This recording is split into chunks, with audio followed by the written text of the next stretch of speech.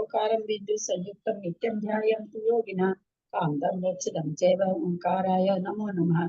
अविरल शब्द का नौगा प्रसादी सकल भूतल कलंका मुनि भी उपासी तीर्था सरस्वती हर गुण दूरितम अज्ञानतिमिरान्धनां ज्ञानांजन शलाकया चक्षुरुन्मिलितं येन तस्मै श्री गुरुवे नमः। श्री परम गुरुवे नमः। परम्पराचार्य गुरुभ्यो नमः। सकल कलुष विध्वंसकं श्रीशां परिवर्धकं धर्म संबंधकं भव्य जीवना प्रतिबोधकारकं पुण्य प्रकाश पापणाशमिदं शास्त्रं श्री पद्म पुराण ग्रंथराज नामधेयम् अस्य मूल ग्रंथकर्ता श्री सर्वज्ञ देवास्तोत्र ग्रंथकर्ता श्री गंधर देवा प्रतिगंधर देवा तेषां वचनं सार्थम् आसाद्य श्रीमत् रवि सेनाचार्य न विरचितमिदं शास्त्रं श्रोतारः सावधानतया शृण्वन्तु। मंगलम भगवान वीरो मंगलम गौतमो गनि मंगलम कुंद कुंदाजो जैन धर्मोस्तु मंगलम सर्वमंगल मांगल्यम सर्वकल्याणकारकम प्रधानम सर्वधर्माणां जैनम जयतु शासनम जैनम जयतु शासनम जैनम जयतु शासनम। सरस्वती नमस्तुभ्यं वरदे कामरूपिणी विद्यारंभं करिष्यामि सिद्धिर्भवतु मे सदा। वात्संग जिनवानी माता की जय। परम मांगली ग्रंथ पद पुराण ग्रंथ राज की जय। आचार्य रवि सेन आचार्य की जय। पन्नालाल जी साहित्यकार की जय। अढ़ाई दीप में विराजमान सभी आचार्य उपाध्याय सर्व साधु के चरणों में नमोस्तु नमोस्तु नमोस्तु। सभी आरिका माता जी के चरणों में बंदामी बंदामी बंदामी। सभी छुलक छुलिका हेलक के चरणों में इच्छामी इच्छामी इच्छामी। सभी प्रतिमाधारी के चरणों में रूप में विराजमान प्रतिमाधारी के चरणों में वंदना वंदना वंदना। पूज्य जनों का सादर चरण स्पर्श सभी से जय जिनेन्द्र। सिद्धं संपूर्ण भव्यार्थं सिद्धे कारणम् उत्तमं प्रशस्त दर्शन ज्ञान चारित्र प्रतिपादन सुरेंद्र मुक्ताश्लिष्ट पद पद्मांशु केसरं प्रणमामि महावीरं लोक तृतीय मंगलम प्रणमामि महावीरं लोक तृतीय मंगलम प्रणमामि महावीरं लोक तृतीय मंगलम। बोलो महावीर भगवान की जय। 105 में बाकी है ना सर त्रिशला जी। 100 उसमें जो है ना 105 वाले में से 243 के बाद में वो पढ़ेंगी, ये माजी पढ़ रही थी ना, वो पढ़ेंगी, पूरा कर लेंगी 268 तक। उसके बाद में नेक्स्ट चैप्टर जो शुरू होगा वो अंजना जी हिंदी पढ़ेंगी और संस्कृत में पढ़ेंगी। 105 का तो क्वेश्चन हो गया, 105 का तो क्वेश्चन दे दिया आपने, दिया है ना, लेकिन वो पूरा नहीं हुआ था, उन्होंने क्वेश्चन बीच में दे दिए थे, थोड़ा सा रह गया, उसमें 20-25 रह गए थे इस ग्रुप है ना, वो ये माजी पढ़ रही थी, वो पढ़ लेंगी पूरा। और संतोष जी हैं जो संतोष सूरत हैं, वो संस्कृत पढ़ लेंगी, उसके बाद अंजना जी हिंदी पढ़ लेंगी। ठीक है, आपने 243 से पढ़ेंगी हेमा जी। हाँ, सबको जय जिनेन्द्र।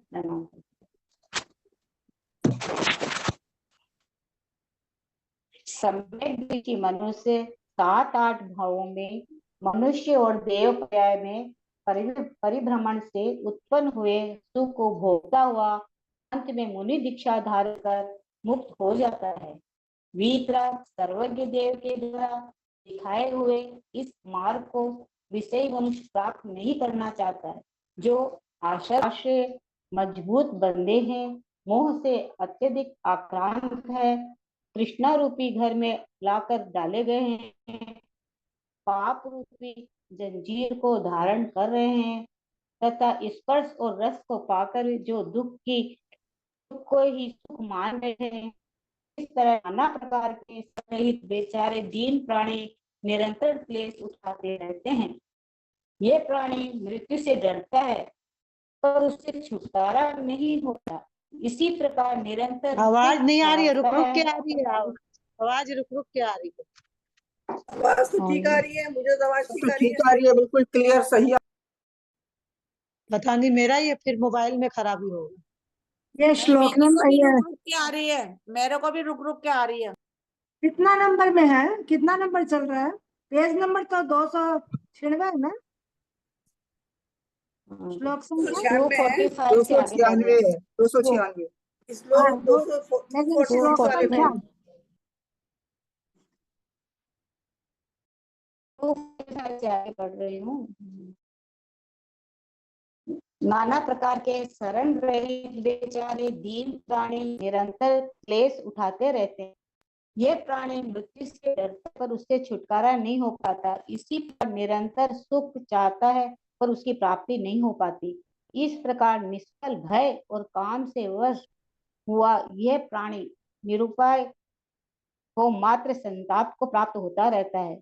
निरंतर आशा से घिरा हुआ यह प्राणी भोग भोगने की चेष्टा करता है, परंतु जिस प्रकार मच्छर स्वर्ण में संतोष नहीं करता, उसी प्रकार ये प्राणी धर्म में धैर्य धारण नहीं करता। संक्लेश रूपी अग्नि से संतप्त हुआ यह प्राणी बहुत प्रकार के आरंभ करने में तत्पर रहता है, परंतु किसी भी प्रयोजन को प्राप्त नहीं, अपितु इसके पास का जो सुख है वह भी चला जाता है। यह जीव पूर्वकृत पाप के कारण मनोभिलषित पदार्थ को प्राप्त नहीं होता, किंतु अत्यंत कठोर दुर्जय बहुत भारी अनर्थ को प्राप्त होता है। मैं यह कर चुका, ये करता हूँ और ये आगे करूंगा। इस प्रकार मनुष्य निश्चय कर लेता है, पर कभी मरूंगा भी इस बात का कोई विचार नहीं करते हैं। मृत्यु इस बात की प्रतीक्षा नहीं करती कि प्राणी कौन काम कर चुके और कौन काम नहीं कर पाए। यह तो जिस प्रकार सिंह मृग पर आक्रमण करता है, उसी प्रकार असमय में भी आक्रमण कर बैठती है। अहो मिथ्या दृष्टि मनुष्य अहित को हित, दुख को सुख, अनित्य को नित्य, भयदायक को शरणदायक, हित को अहित, सुख को दुख, रक्षक को अरक्षक और ध्रुव को अध्रुव समझते हैं। इस प्रकार कहना पड़ता है कि मिथ्या दृष्टि मनुष्य को व्यवस्था अन्य प्रकार की है। यह मनुष्य रूपी जंगली हाथी भार्य रूपी बंधनों में पढ़कर बंध को प्राप्त होता है, अथवा यह मनुष्य रूपी मत्स्य विषय रूपी मांस में आसक्त हो बंध का अनुभव करता है। कुटुंब रूपी बहुत कीचड़ से युक्त एवं लंबे चौड़े मोह रूपी महासागर में फंसा हुआ यह प्राणी दुबले पतले भैंसे के समान छटपटाता हुआ दुखी हो रहा है। बेड़ियों से बंधे हुए मनुष्य का अंधे कुएं से छुटकारा हो सकता है, परंतु स्नेह रूपी पाश से बंधा प्राणी उससे बड़ी कठिनाई से छूट पाता है, जिसका पाना मनुष्य लोक में भी अत्यंत दुर्लभ है।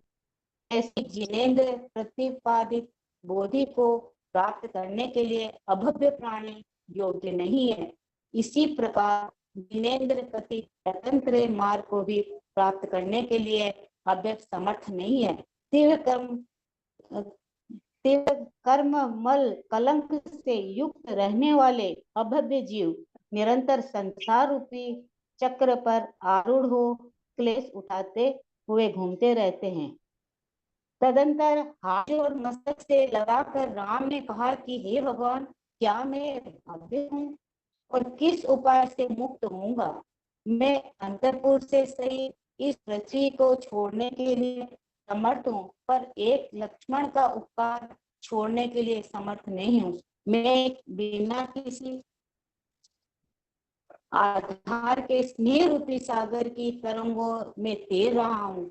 मुनीन्द्र अवलंबन देकर मेरी रक्षा करो। तदंतर भगवान सर्वभूषण केवली कहा कि हे राम, तुम शोक करने के योग्य नहीं हो। आपको देव का वैभव अवश्य भोगना चाहिए। जिस प्रकार इंद्र स्वर्ग की राज्य लक्ष्मी प्राप्त होता है, उसी प्रकार यहाँ की राज्य लक्ष्मी को पाकर तुम अंत में जिनेश्वर दीक्षा को धारण करोगे तथा केवल ज्ञान मोक्ष धाम को प्राप्त होगे। इस प्रकार केवली भगवान को उपदेश सुनकर जिन्हें से रोमांच निकल रहे थे, जिनके नेत्र विकसित थे, जो श्रीमान थे एवं प्रसन्न मुख थे, ऐसे श्री राम धैर्य सुख संताप से युक्त हुए। गौतम स्वामी कहते हैं कि वहां जो भी सुर असुर और मनुष्य थे, वे राम को चरम शरीरी जानकर आश्चर्य से चकित हो गए तथा अत्यंत प्रसन्नचित हो केवली रूपी सूर्य के द्वारा प्रकाशित वस्तु तत्व की प्रशंसा करने लगे। इस प्रकार आर्ष नाम से प्रसिद्ध रविसेनाचार्य द्वारा कथित पद्म पुराण में राम के धर्म श्रवण का वर्णन करने वाला 105वां पर्व समाप्त हुआ।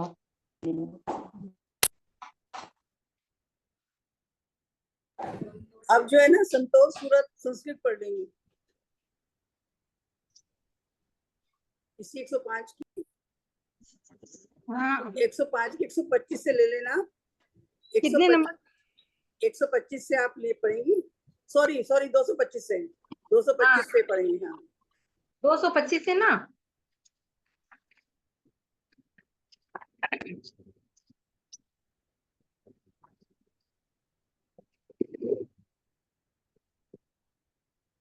सत्यम, प्रणाम भाभी, सभी को जय जिनेन्द्र। सत्यम करोत्य शक्ये तु श्रद्धावान सस्य निंदकः सम्यक्त्व सहितो जंतु सक्तश्चारित्र संगतः यत्र त्वेते न विद्यन्ते समीचीना महागुणा तत्र नास्ति सुचारित्रं न च संसार निर्गमः दयादं क्षमा यत्र न विद्यन्ते न संवरः न ज्ञानं न परित्यागस्तत्र धर्मो न विद्यते हिंस वितथ चौर्य स्त्री समारंभ समाश्रयः क्रियते यत्र धर्मार्थं तत्र धर्मो न विद्यते दीक्षामुपेत्य यः पापे मूढचेता प्रवर्तते आरम्भिनोऽस्य चारित्रं विमुक्तिर्वा न विद्यते स्नां जीवनिकायानां क्रियते यत्र पीडनं धर्मव्याजेन सौख्यार्थं न तेन शिवमाप्यते वध ताड़न बन्धांक दोहनादि विधायिन ग्राम क्षेत्रादि सक्तस्य प्रवर्ज्या का हतात्मन क्रय विक्रय सक्तस्य पंक्ति याचनकारिण सहिरण्यस्य का मुक्तिर दीक्षितस्य दुरात्मन मर्दन स्नान संस्कार रूपानु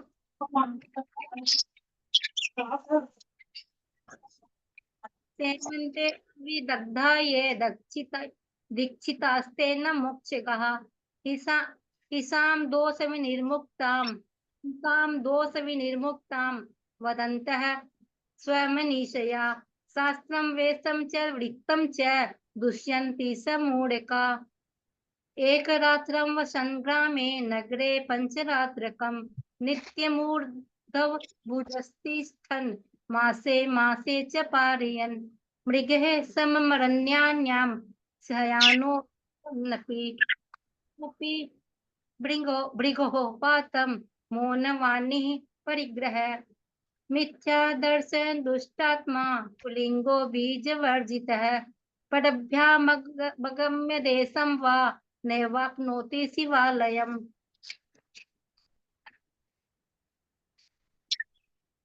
अग्निवारी प्रवेशादि पापं धर्म धियाश्रयन् प्रयाति दुर्गतिं जीवो मूढ स्वहित वर्तमति रौद्रार्थ ध्यान सक्तस्य सकामस्य कुकर्मण उपाय विपरीतस्य जायते निंदिता गतिः मिथ्या दर्शन युक्तोपि यो दग्धात् साधुषु धर्म बुद्धि रसौ पुण्य नाति विपुलोदयम् भुञ्जानोऽपि फलं तस्य धर्मस्यासौ त्रिविष्टपे लक्ष्य भागदलेनापि सम्यक् दृष्टेर्न संमितः सम्यक् दर्शनमुतुङ्गं सुश्लाघ्याः संवहन्ति ये देवलोक प्रधानास्ते भवन्ति नियम प्रियः क्लेशित्वायपि महायत्नं मिथ्या दृष्टिकुलिङ्कः देवकी भावेन फलं हीनमवाश्नुते सप्तासूरी देवत्व भवशंक क्रांति सौख्य भाग श्रमणत्वं समाकृत्य सम्यक् दृष्टिर्विमुच्यते वीतरागे समस्तगैरिमं मार्गं प्रदर्शितम् जन्तुर्विषये मूढात्मा प्रतिपतुं न वाञ्छति आशापाशैर्दृढं वृद्धा मोहनाधिष्ठिता वृषं कृष्णागारं समानितः पापः हिज्जीरवाहिनः रसनं स्पर्शनं प्राप्य दुःखसौख्याभिमानिनः वराका विविधा जीवा क्लिश्यन्ते शरणोज्झितः बिभेति मृत्युतो नास्य ततो मोक्ष प्रजायते काङ्गच्छत्यनारतं सौख्यं न च लाभोऽस्य सिद्ध्यति इत्ययं भीतिकामाभ्यां विफलाभ्यां वशीकृतः केवलं तापमायाति चेतनो निरुपायकः आशया नित्यमाविष्टो भोगान् भोक्तुं समीहते न करोति धृतिं धर्में काञ्चने मसको यथा शङ्कलेशमन्नितप्तो वव्वारम्भ प्रियोद्यत न कच्चित् समाप्नोति यते वास्य संगतम् असौ पुरा कृतात् पापाद् प्राप्यार्थं मनोगतं प्रत्युत्यानर्थमाप्नोति महान्तम् अतिर्दुर्जरम् इदं कृतमिदं पूर्वे करिष्येऽहं सोनिश्चितं मर्ता वत्वदः पापान् मृत्युं यान्तीति चिन्तकः न हि प्रतीक्षते मृत्युर्शुभाजां कृताकृतं समाक्राम्य काण्डेऽसौ मृगकं केसरी यथा अहिते हितमित्यासा सुदुःखे सुखसम्मति अनित्ये शाश्वताकुतं शरणाशा भयावहे हिते सुखे परित्राणे ध्रुवे च विपरीतधी अहो कुदृष्टि सक्तानां मन्यत्येव व्यवस्थितिः भार्यावारि प्रविष्टः सन् मनुष्यो वनवारणः विषयामिषशक्तश्च समश्नुते कुटुम्बसुमहापङ्के विस्तरे मोहसागरे मग्नो वसीदति स्फुरजन् दुर्बलो गवली यथा मोक्षो निकटबद्धस्य भवेदन्धाश्च कूपतः निबद्धः स्नेहपाशैस्तु ततः कृच्छेन मुच्यते बोधिं मनुष्यलोकेऽपि जैनेन्द्रिं सुष्ठु दुर्लभां प्राप्तुर्मर्हत्य भव्यस्तु नैव मार्गं जिनोदितम् घनकर्म कलंकाता अभव्या नित्यमेव हि संसार चक्रमारूढ़ा भ्राम्यन्ति क्लेशवाहिताः ततः कृत्वाञ्जलि मूर्ध्नि जगाद रघुनन्दन किमस्मिन् भगवन् भव्यो मुच्ये कस्मादुपायतः शक्नोमि पृथ्वीमेतां त्यक्तुं शान्तः पुरामहं लक्ष्मीधरस्य सुकृतं न शक्नोभ्येकमुज्झितुम् स्नेहोर्मिषु चन्द्रखण्डेषु तरन्तं लघु तोज्झितम् अवलम्बन दानेन मन्त्रायस्व मुनीश्वर उवाच भगवान् राम न शोकम् कर्तुर्मर्हसि ऐश्वर्यं बलदेवस्य भोक्तव्यं भवता ध्रुवम् राज्यलक्ष्मीं परिप्राप्य दिवीव त्रिदशाधिपः जैनेश्वरं व्रतं प्राप्य कैवल्यमयमेष्यसि श्रुत्वा केवली भासितमुत महर्ष प्रजात पुलको रामः वीक्षित नयनः श्रीमान् प्रसन्नवदनो बभूव धृत्या युक्तः विज्ञाय चरमदेहं दासरथिं विस्मितासुरासुर मनुजः केवलीर् विनोदतीर्थमत्यन्ति प्रतिमानसा समसन्तम् इत्यार्थे श्री रविसेनाचार्य प्रोक्ते पद्म पुराणे राम धर्म श्रवणाभिधानम नाम पंचोत्तर शतम पर्वम।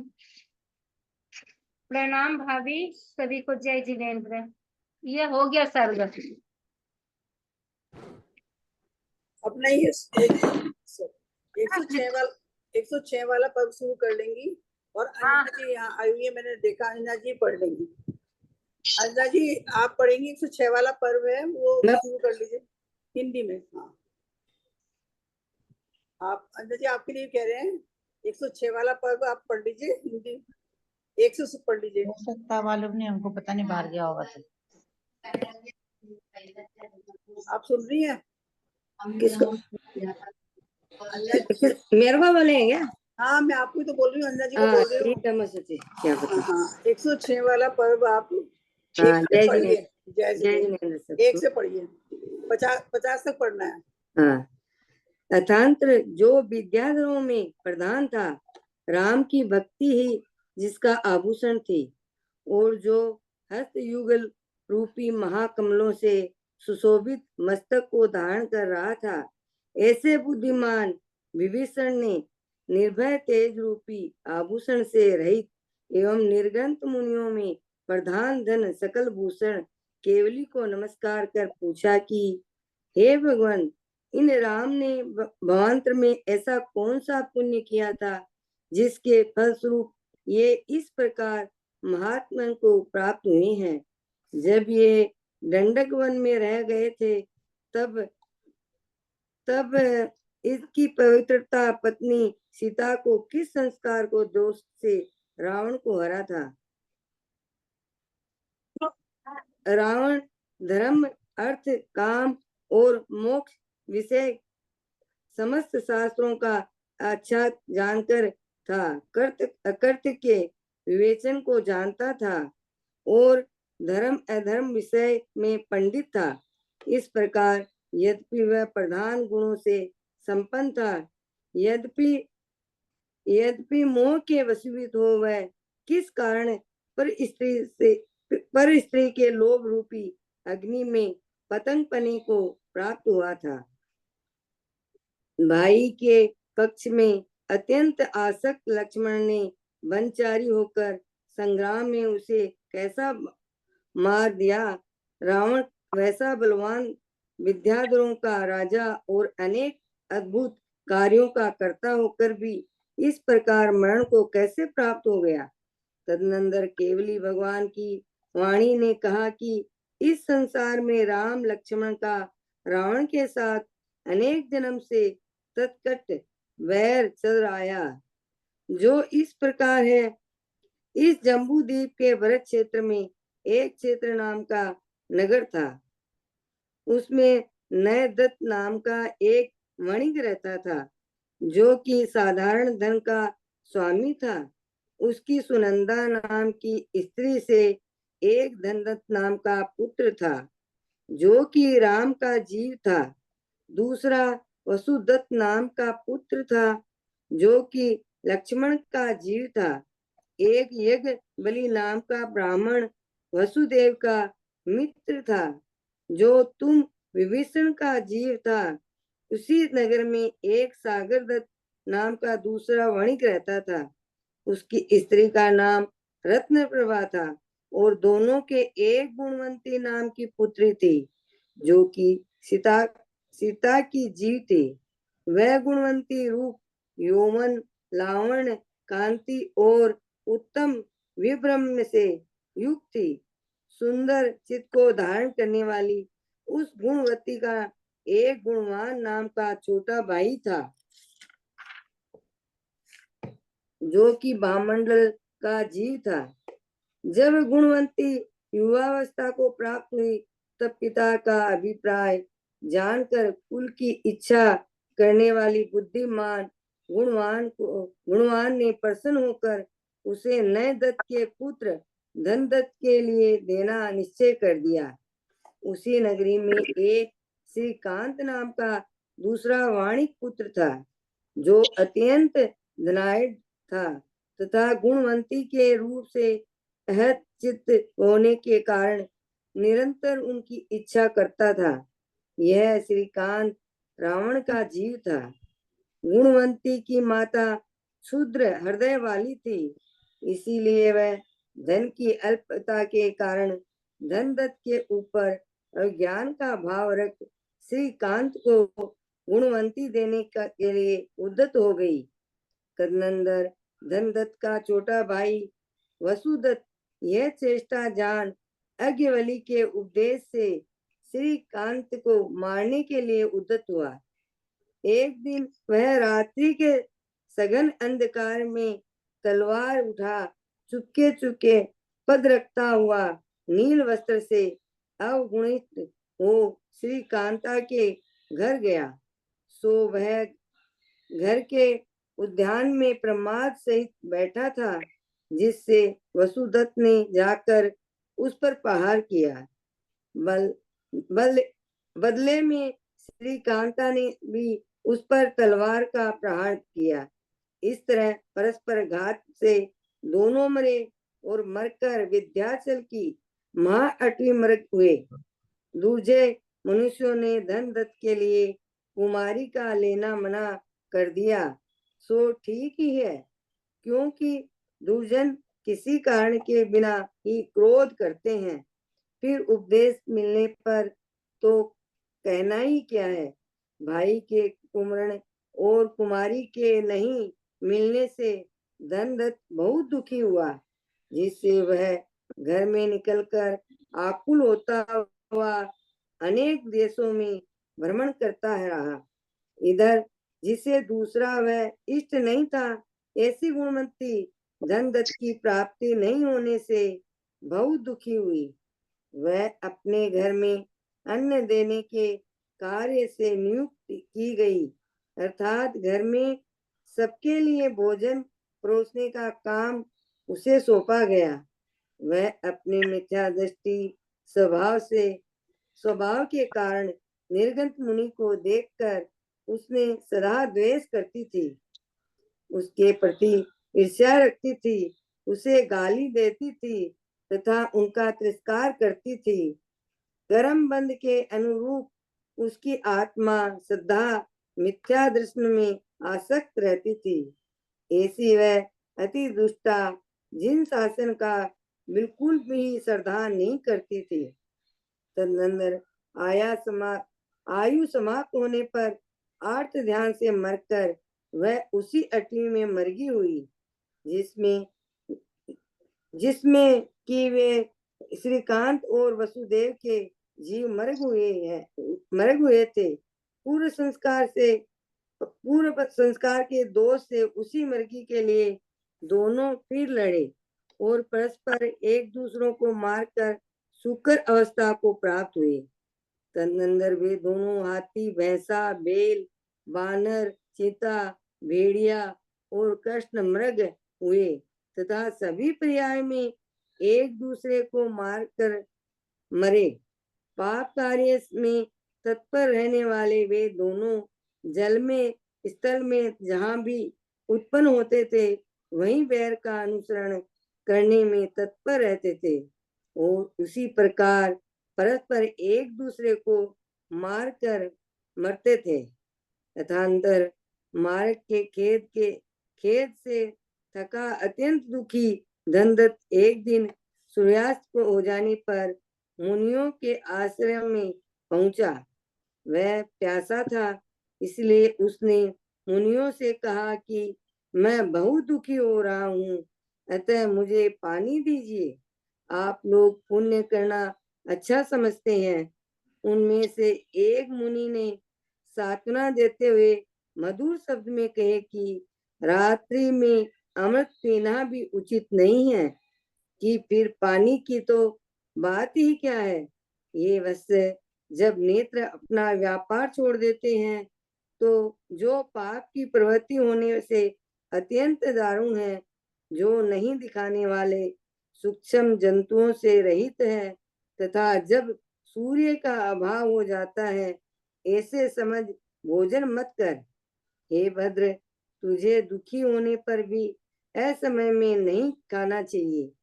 तू दुख रूपी गंभीर पानी से भरे हुए संसार सागर में मत पड़। तदनंतर मुनिराज पुण्य कथा से वह शांत हो गया उसका चित्त दया से आलिंगित हो उठा और उसके फलस्वरूप वह अणुव्रतधारी हो गया। ततश्च यतश्च यह अल्प शक्ति का धारक था, इसीलिए महावर्ती नहीं बन सका। तदनंतर आयु का अंत आने पर मरण को प्राप्त हो वह सौधर्य सुरंग में मुकुट, कुंडल, बाजूबंद, हार, मुद्रा और अनंत से सुशोभित उत्तम देह हुआ। वहां वह पूर्व पुण्योदय के कारण देवांगनाओं के सुख से लालित था, अप्सराओं के बड़े भारी परिवार से सहित था तथा इंद्र के समान आनंद से समय व्यतीत करता था। तदनंतर वहां से चलित होकर महापुर नाम के शेष नगर में जैन धर्म के श्रद्धालु मेरू नाम के सेठ की धारिणी नाम की स्त्री से पद्मरुचि नाम का पुत्र हुआ। उसी नगर में एक छत्र छाया नाम का राजा रहता था। उसकी श्री दत्ता नाम की स्त्री थी, जो कि रानी के गुणों की मानो पिटारी ही थी। किसी एक दिन पद्मरुचि घोड़े पर चढ़ा अपने गोकुल की ओर आ रहा था। सो मार्ग में उसने पृथ्वी पर पड़ा एक बूढ़ा बैल देखा। सुगंधित वस्त्र तथा माला आदि को धारण करने वाला पद्मरुचि घोड़े से उतरकर दयालु होता हुआ आदर पूर्वक उस बैल के पास गया। पद्मरुचि ने उसके कान में पंच नमस्कार मंत्र का जाप सुनाया।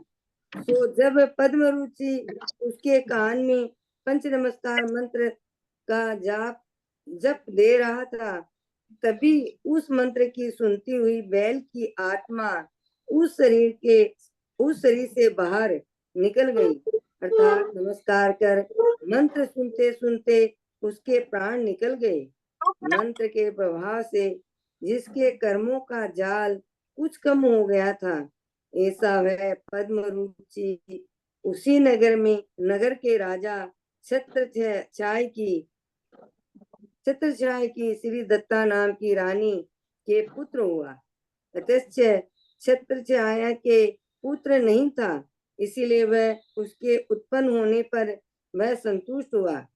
नगर में बहुत भारी संपदा खर्च कर अत्यधिक शोभा की गई तथा बाजों से जो बहरा हो रहा था, ऐसे महान उत्सव किया गया। तदनंतर कर्मों के संस्कार उसे अपने पूर्व जन्म का स्मरण हुआ गया। बैल परिवार से बोझा ढोना, शीत तथा आत्म आदि के उत्पन्न दारुण दुख उसके भोगे थे तथा वह उसने पंच नमस्कार मंत्र श्रवण करने का अवसर मिला था। यह सब उसकी स्मृति पटल में झूलने लगा। महासुंदर चेष्टाओं को धारण करता हुआ वह जब बालकालीन क्रीड़ाओं में आसक्त रहता था, तब भी उसने पंच नमस्कार मंत्र के श्रवण का सदा ध्यान रखता था। किसी एक दिन वह विहार करता हुआ उस स्थान में पहुंचा जहां उस बैल का मरण हुआ था। उसके एक एक कर अपने घूमने के सब स्थानों में पहचान लिया। तदनंतर वसुध्वज नाम को धारण करने वाला वह राजकुमार हाथी से उतरकर दुखित चित होता हुआ इच्छानुसार बहुत देर तक बैल के मारने की उस भूमि को देखता रहा। समाधि मरण रूपी रत्न के दाता तथा उत्तम चेष्टाओं से रहित उस बुद्धिमान पद्मरुचि को जब वह नहीं देख सका, तब उसने उसके देखने के लिए योग उपाय विचार किया तथा तदनंतर उसने उसी स्थान पर कैलाश के शिखर के समान एक जिन मंदिर बनवाया। उसमें चित्रपट आदि पर महापुरुषों के चरित्र तथा पुराण लिखवाए। 50 हो गए, पढ़ना है 50। एक लाइन तो है, वो पढ़ लीजिए। अच्छा, उसी मंदिर के द्वार पर उसने अपने पूर्व भाव के चित्र से चित्रित एक चित्रपट लिखवा दिया तथा उसकी परीक्षा करने के लिए चतुर मनुष्य उसके समीप खड़े कर दिए। अच्छा, एक वो अब ना इसमें संस्कृत में मुन्नी जी भी नहीं है और उसमें में कुसुम चूड़ी वाली भी गई हुई है, शर्मिला जी भी गई हुई है। अब तो फिर जेठी भाई साहब कर लेंगे। अनिता, जेठी भाई साहब आए हुए हैं कि नहीं है? थोड़ा और कम कर दिया मैंने, डाल दिया सब। एक मिनट प्लीज, अपना म्यूट होइए ना, म्यूट होइए ना।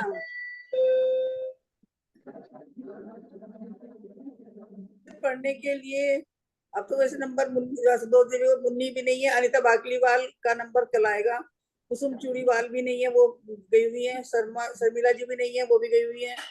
जेठी भाई साहब है तो उनका नंबर है। जेठी भाई साहब है क्या?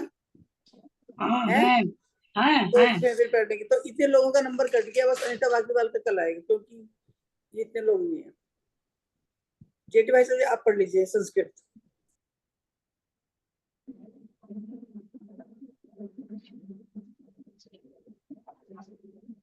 जेठी भाई साहब का आवाज बंद है, उनके लिए आवाज खोले। भाई साहब आप म्यूट है, आवाज खोल लीजिए। पढ़ रहा हूँ, हाँ पढ़ रहा हूँ मैं।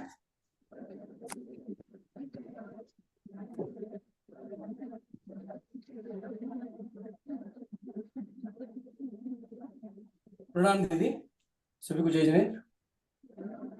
वृषभाखे च राणां तद्भक्ति भूषो विभीषणः निर्भीन महाभूषं वृषभाव्योम वाससां पाणि महाभोज भूषितो तम देहभृत स नमस्कृत्य प्रपच्छ धीमान् सकलभूषणं भगवान् पद्मनाभेन किमनेन भवन्तरे सुकृतं येन महात्म्यं प्रतिपन्नो मिदृशम् अस्य पत्नी सती सीता दण्डकारण्यवर्तिनः केनानुबन्धदोषेण रावणेन पदारता धार्मिक धर्मार्थ काम मोक्षेषु शस्त्राणि सकलं विदन् कृत्याकृत्य विवेकज्ञो धर्म विचक्षणः प्रधान गुण संपन्नो भूत्वा मोहवशं गतः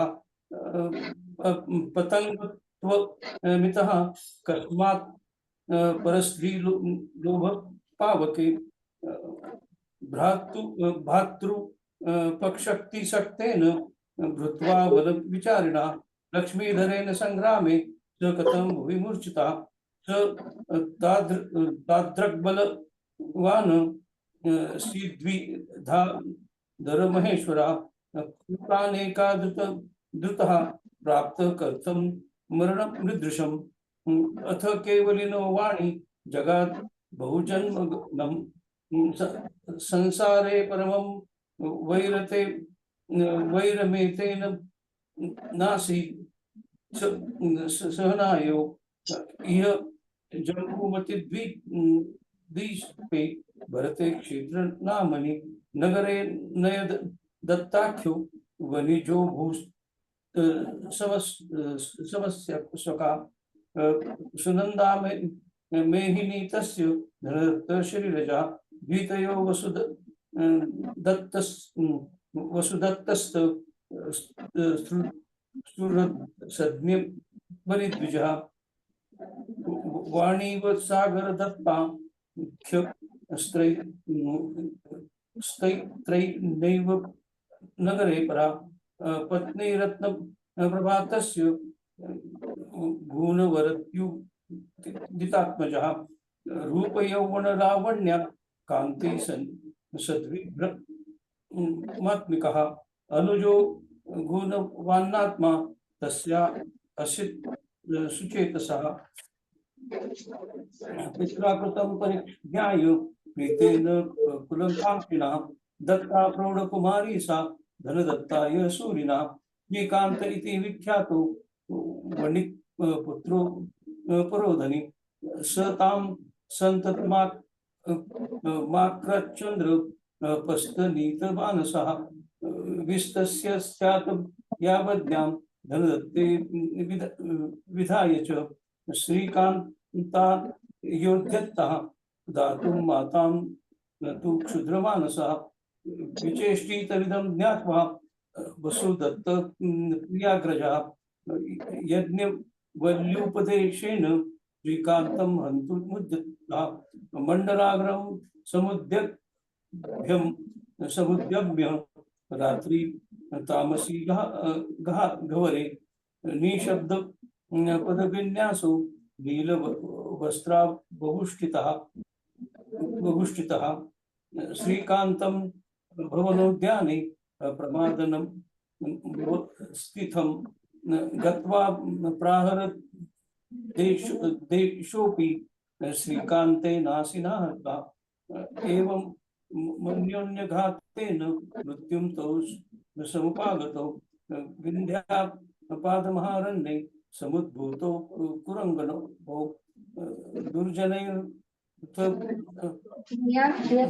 मदत्ताय कुमारी परितनुता। तो अलग अलग आवाज आ रही है ना? वो करो वीडियो युवन्ति ते फिर तो देवी ये ना उषा सेठी जी, संतोष देवी जैन, ये सब बंद करिए अपना। सॉरी तेन दुर्मृत्युना भातृकुमार्य पगमेन च धनदत्तो गृहात् दुःखी देशान्नवृत्नाकुलः धनदत्ता परिप्राप्तया सापि बाला सुदुःखिता अनिष्ठान्यवरागेः निर्युक्तान् न प्रदाविदौ मिथ्या दृष्टि स्वभावेन द्वेष्टि दृष्ट्वा निरंबरं सासूयते समाक्रोशस्यपि निर्भर्त्यतेऽपि जिनशासन में कान्तान् न श्रद्धेन्ति दुर्जनः मिथ्यादर्शनं सक्तात्मा कर्मबन्धानुरूपतः ततः कालावत्सानेन सातद्यावपरायणः जाता तत्र मृगीयात्र वसस्ततो कुरङ्गकौ पूर्वानुबन्ध दोषेण तस्या एव कृते पुनः मृगावन्यो मृदवतौ ऋत्या शुकरस्तां गतौ द्विरदौ महिषो गावौ प्लवगौ द्वीपिनो रक्कौ रुरुचतौ समुत्पन्ना वन्यो न च हतस्ततः जले स्थले च भूयोऽपि वैरानुसरन्योद्यतौ भ्राम्यत्यः पापकर्माणो म्रियमाणो तथाविधं परमं दुःखितः सोऽपि धनदत्तो खेदितः अन्नदास्तंगे भानो श्रममागतः तत्र साधून भाषिष्ठ तृषितोप्य युतकं ममः प्रयच्छतः सुखिनस्य यूयं हि स्वकृतप्रिया तत्रैकश्रमणो वोचन् मधुरं परिसान्त्वनयं रात्रवप्यमृतं युक्तं न पान्तु न पुनर्जलं चक्षुर्व्यापार निर्मुक्तै काले पापैकदारुणे अष्ट सूक्ष्म जन्त्वाड्डे मार्गवत्स विभास्करे आरुणो आतुरेणापि भोक्तव्यं विकले भद्रन त्वया मापातं व्यसनोदार सलीले भक्ता गरे उपशान्तस्तः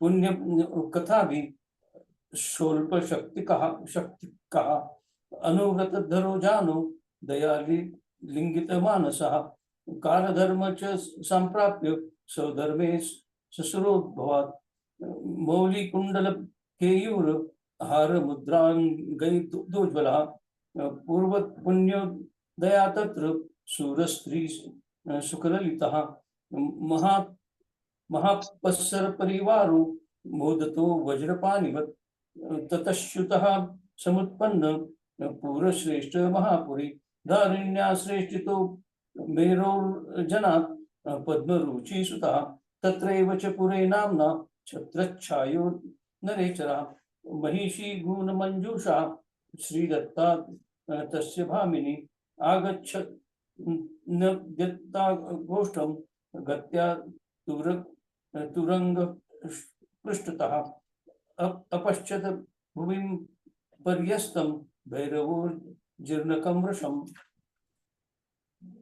सुगंधी वस्त्र माल्यो सावयतीर्थ तुरंगतः आदरेण तमुक्षणं दयावाना तुरंगतः दीयमाने जपे तेन कर्णे पंचनमस्कृते शृण्वन्नु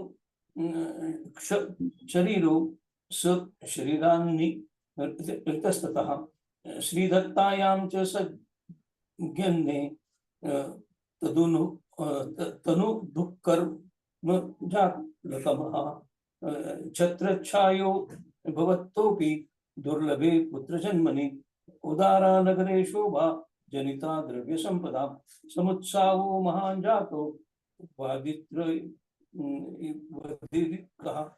तथा कर्मानुभावेन पूर्वजन्म समस्मरं गो दुःख दारुणं तच्च वाह शीता तपादि द्विजं श्रुतिं पांचनमस्करी चेतसः च सदा वहन बाललीला प्रसक्तोपि महासुभग विभ्रमा कदाचित् विरहन् प्राप्तः स तां वृषमृतक्षितं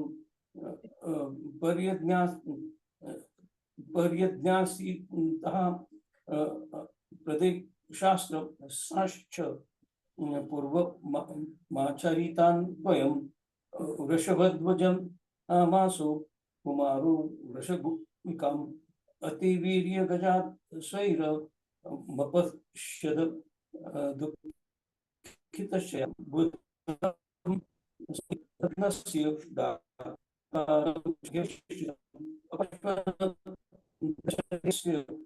दग्धौ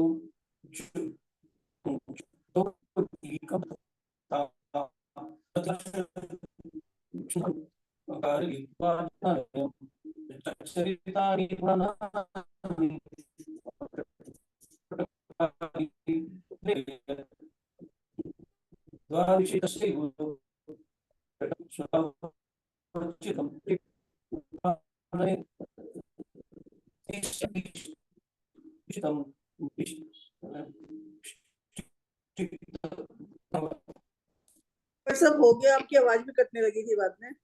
अच्छा, अब जो है ना इसमें शारदा छावड़ा है, शारदा छावड़ा जी हैं, उनको पढ़नी है, हिंदी पढ़नी है शारदा छावड़ा जी को। नहीं है क्या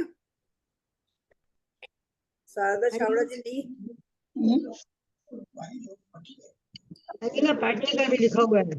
शारदा छावड़ा नहीं है? नहीं है। अच्छा, विद्या जैन भी तो होती नहीं है, विद्या जैन भी शायद नहीं है, तो फिर बिना विद्या जैन है, अंजना जैन है। हाँ तो विद्या जैन पढ़ेंगी। विद्या जैन आप पढ़िए। 51 से आप ना ये 100 तक पढ़िए हिंदी में। विद्या जैन आप पढ़िए।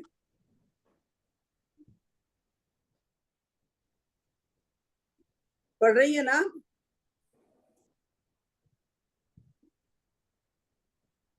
विद्या जैन तो कोई है नहीं इसमें।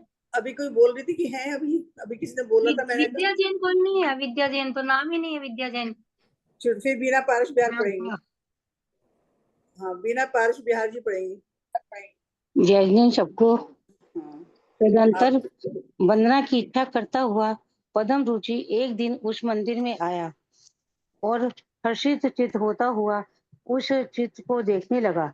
तदंतर आश्चर्यचकित हो उसी चित्र पर नेत्र गड़ाकर जो ही वह उसे देखता है कि वृषभ ध्वज राजकुमार ने के सेवकों ने उसे उसका समाचार सुना दिया।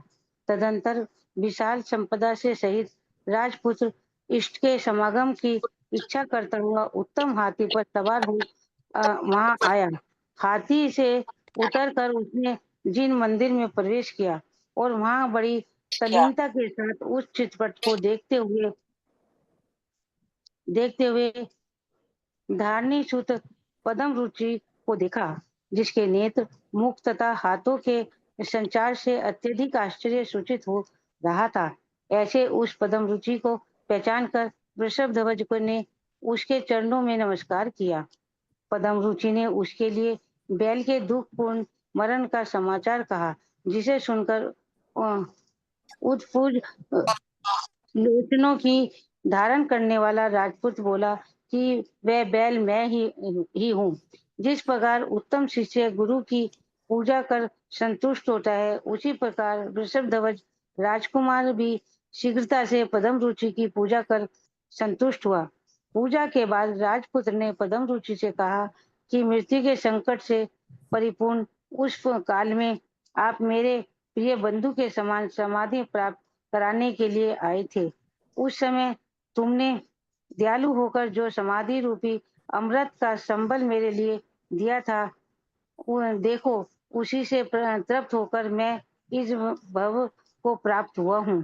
तुमने जो मेरा भला किया है वह न माता करती है, न पिता करता है, न सगा भाई करता है, न परिवार के अन्य लोग करते हैं और न देव ही करते हैं। तुमने जो मुझे पंच नमस्कार मंत्र श्रवण का दान दिया था, उसका मूल्य यद्यपि मैं नहीं देखता, तथापि आप में जो मेरी परम भक्ति है वही वह चेष्टा करा रही है। हे नाथ, मुझे आज्ञा दो, मैं आपका क्या करूं? हे पुरुषोत्तम, आज्ञा देकर मुझे भक्त की अनुग्रहित करो। तुम यह समस्त राज्य ले लो, मैं तुम्हारा दास रहूंगा। अभिलाषित कार्य में इस शरीर को नियुक्त कीजिए। इत्यादि उत्तम शब्दों के साथ साथ उन दोनों ने परम प्रेम हो गया। दोनों को ही सम्यक की प्राप्ति हुई। वह राज्य दोनों का सम्मिलित राज्य हुआ और दोनों का संयोग हो गया, जिनका अनुराग ऊपर ही ऊपर न रहकर हड्डी तथा मज्जा तक पहुंच गया था। ऐसे में दोनों शावक के व्रत से सहित हुए। स्थिर चित्त के धारक करने वाले उन दोनों ने पृथ्वी पर अनेक जिन मंदिर और जिन बिंब बनवाए। सफेद कमल की बेड़ियों के समान स्तूपों से सैकड़ों बार पृथ्वी को अलंकृत किया। तदंतर मरण के समय समाधि की आराधना कर वृषभध्वज ईशान स्वर्ग में पुण्य कर्म का फल भोगने वाला देव हुआ। उस देव ने नयनों की कांति देवांगनों से नयन कमलों को विकसित करने वाली थी तथा क्रीड़ा करते समय ध्यान करते ही उसके समस्त मनोरथ पूर्ण हो जाते थे। इधर पदम रुचि भी आयु के अंत में समाधि मरण प्राप्त कर ईशान स्वर्ग में ही सुंदर वैमानिक देव हुआ। तदंतर पदम रुचि का जीव मां से चयकर पश्चिम विदेह क्षेत्र के विजयात पर्वत पर नंदाव्रत नगर का राजा नंदीश्वर का की कनक प्रभा रानी के नयानंद नामक का पुत्र हुआ। वहां उसने चिरकाल तक विद्याधर राजा की विशाल लक्ष्मी का उपभोग किया। तदंतर मुनि दीक्षा ले अत्यंत विकट तप किया और अंत में समाधि मरण प्राप्त कर महेंद्र स्वर्ग प्राप्त किया। वहां उसने पुण्य रूपी लता के महाफल के समान पंचेंद्रियों के विषय द्वार से अत्यंत सुंदर मनोहर सुख प्राप्त किया। तदंतर मां से चयित होकर मेरु पर्वत के पश्चिम दिग्भाग में स्थित शेमपुरी नगरी में श्रीचंद्र नाम का प्रसिद्ध राजपुत्र हुआ। वहां उसकी माता का नाम पद्मावती और पिता का नाम विपुल वाहन था। वह महास्वर्ग में भोगे हुए कर्म को जो निश्चयंत शेष रहा था, उसी को मानव उपभोग करता था। उसके पुण्य प्रभाव से उसका खजाना देश तथा सैन्य बल की सब ओर से प्रतिदिन परम वृद्धि को प्राप्त हो रहा था। वह श्रीचंद्र एक ग्राम के स्थान पर नाना खानों से सहित विशाल पृथ्वी का प्रिय के समान महाप्रीति से पालन करता था। वहाँ वह हाथ भाव से मनोज्ञ स्त्रियों के द्वारा ललित होता हुआ देवांगनों से सहित देवेंद्र के समान क्रीड़ा करता था। दो दुंदुभिक देवने के समान महान ऐश्वर्य को प्राप्त हुए उस श्री चंद्र के कई हजार वर्ष एक क्षण के समान व्यतीत हो गए। अध्यंतर किसी समय व्रत समिति और गुप्ती से श्रेष्ठ एवं बहुत भारी संघ की आवृत सभाधि गुप्त नामक मुनिराज उस नगर में आए। मुनिराज आकर उद्यान में ठहरे। यह जानकर मुनि की वंदना करने के लिए नगर के सब लोग हर्षपूर्वक बातचीत करते हुए उद्यान में गए। भक्ति पूर्वक स्तुति करने वाले जन समूह का मेघ मंडल के समान जो भारी शब्द हो रहा था उसे कान लगाकर श्री चंद्र ने सुना और निकटवर्ती लोगों से पूछा कि यह महासागर के समान किसका शब्द सुनाई दे रहा है। जिन लोगों ने राजा ने पूछा था मैं उस शब्द का कारण नहीं जानते थे, इसलिए उन्होंने मंत्री को राज के निकट कर दिया। तब राजाओं ने मंत्री से कहा कि मालूम करो यह किसका शब्द है। इसके उत्तर में मंत्री ने जाकर तथा उस समाचार जानकर वापिस निवेदन किया कि उद्यान में मुनिराज आए हैं। तदंतर जिनके नेत्र खिले हुए कमल के समान सुशोभित हो रहे थे तथा जिनके हृदय के रोमांच उठ आए थे, ऐसा राजा श्रीचंद्र अपनी स्त्री के साथ मुनि वंदना के लिए चला। वहां प्रसन्न मुख चंद्र के धारक मुनिराज के दर्शन कर राजा ने शीघ्रता से सिर झुकाकर उन्हें नमस्कार किया और उसके बाद वह विनय पूर्वक पृथ्वी पर बैठ गया। भव्य रूपी कमलों में प्रधान राजा श्री चंद्र की मुनि रूपी सूर्य के दर्शन होने पर अपने आप अनुभव के आने योग्य कोई अद्भुत महाप्रेम उत्पन्न हुआ। तत्पश्चात परम गंभीर और सर्व शास्त्रों के विशारद मुनिराज ने उस अपार जनसमूह के लिए तत्वों का उपदेश दिया। उन्होंने कहा कि अवान्तर अनेक भेदों से सहित तथा संसार सागर से तारने वाला धर्म अनागार और सागार के भेद से दो प्रकार का है। वक्ताओं ने श्रेष्ठ मुनिराज के अनुयोग द्वार से वर्णन करते हुए कहा कि अनुयोग के प्रथमा योग, दूसरा करुणा योग, तीसरा चरणा योग और चौथा दर्पण योग के भेद से चार भेद हैं। तदंतर उन्होंने अन्य मत मनांतरों के आलोचना करने वाली अपेक्षिणी कथा की। फिर स्वकीय तत्व का निरूपण करने में निपुण निक्षेपणी कथा की। तदंतर संसार से भय उत्पन्न करने वाली संजीवनी संवेगजनी कथा की और उसके बाद भोगों से वैराग उत्पन्न करने वाली पुण्यवर्धक निर्वेदनी कथा की। उन्होंने कहा कि कर्म योग के संसार में दौड़ लगाने वाले इस प्राणी को मोक्ष मार्ग की प्राप्ति बड़े कष्ट से होती है। यह संसार विनाशी होने के कारण संध्या, बबुले, फेन, तरंग, बिजली और इंद्र धनुष के समान है। इसमें कुछ भी सार नहीं है। यह प्राणी नरक अथवा त्रियंच गति में एकांत रूप से दुख ही प्राप्त करता है और मनुष्य तथा देवों के सुख में वह तृप्त नहीं होता है। जो इंद्रिय संबंधी भोग संपदाओं से तृप्त नहीं हुआ, वह मनुष्य की शुद्ध भोगों को से कैसे तृप्त हो सकता है।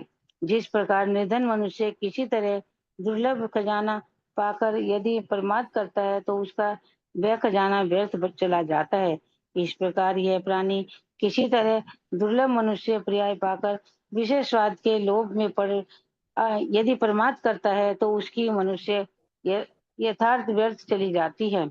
सूखे ईंधन से अग्नि की तृप्ति क्या, नदियों के जल से समुद्र की तृप्ति क्या और विषयों के आस्वाद संबंधी सुख से संसारी प्राणियों की तृप्ति क्या है।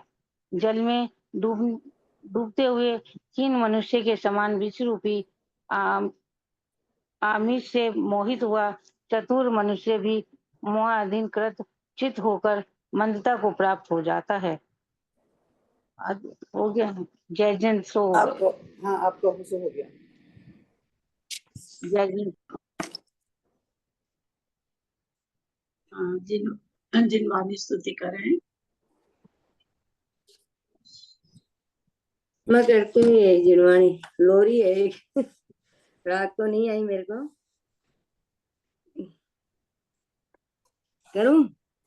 हाँ करी। रात तो नहीं आई लेकिन मेरे को अच्छी लग रही है ये। आप बताएंगे इसके बारे में। दुनिया हर माँ अपने बेटे को लोरी सुना के सुलाए, एक सुलाए एक है माँ जिनवाणी जो लोरी सुना के जगाए जगाए। ओरे ओ मेरे लाल, दुनिया हर माँ अपने बेटे को लोरी सुना के सुलाए, एक है माँ जिनवाणी जो लोरी सुना के जगाए जगाए। ओरे ओ मेरे लाल, ये दिन कब जाएगा वो दिन कब आएगा मेरे लाल, अखियाँ खोल होगा दुनिया में शोर, मेरी ममता के बोल मेरे लाल मुख से बोलेगा। आ मेरी गोद में माँ तुझे तुझसे परिचय कराए, लोरी सुना के सुलाए, लोरी सुना के सुलाए। गोद मेरी मिली आंख तेरी खुली मेरे लाल, अब तू सोना ना, जन्म लेना नहीं मृत्यु पाना नहीं मेरे लाल, अवसर को नाना अब बनाना न माँ मौत तुझको कभी न आए, लोरी सुना के जगाए जगाए। ओरे मेरे लाल, रूप गायक तेरा तुझ में समय भरा मेरे लाल, तू शिव साधक है ये स्वभाव तेरे तेरे अंदर रहे मेरे लाल, आराधक है मुक्ति तेरी दुल्हन जो स्वयंवर में तुझको बुलावे, लोरी सुना के जगाए जगाए। और मेरे लाल, सिद्ध बाबा तेरे आप्त तेरे पिता मेरे लाल, उसने मिलना तू, सिद्ध बाबा तेरे आप्त तेरे पिता तेरे लाल उससे मिलना तू, मैं हूँ जिसकी किरण वो है तारण तेरे तरण मेरे लाल, उस संग रहना वो स्वयं में रहे तू, स्वयं में स्वयं घर बनाए, लोरी सुना के जगाए जगाए। ओरे ओ मेरे लाल, दृष्टि नासा ग्रही भाव वैराग्य हो मेरा लाल, त्रिभुवन स्वामी हो जग में रहता हो, जग में भी रहता हो पर हो जग से अलग तेरा लाल अंतर्यामी है हो, हे यही भावना बनकर तू ऐसा दिखाए, लोरी सुना कर जगाए जगाए। ओरे ओ मेरे लाल, दुनिया हर माँ अपने बेटे को लोरी सुना के सुलाए, एक है माँ जिनवाणी जो लोरी सुना के जगाए। या वाणी के ज्ञान ते सुजे लोकालो, सो वाणी मस्तक चढ़े सदा दे तो दो, हे जिनवाणी भारती तो जपो दिन जो तेरा शरणा गए सो पाए, देव जो अरिहंत को गुरु सेवा निर्गन, दया धर्म पालो सदा यही मोक्ष का फल, यही मोक्ष का बोलो जिनवाणी माता की जय। नो आज नहीं आई लोरी तो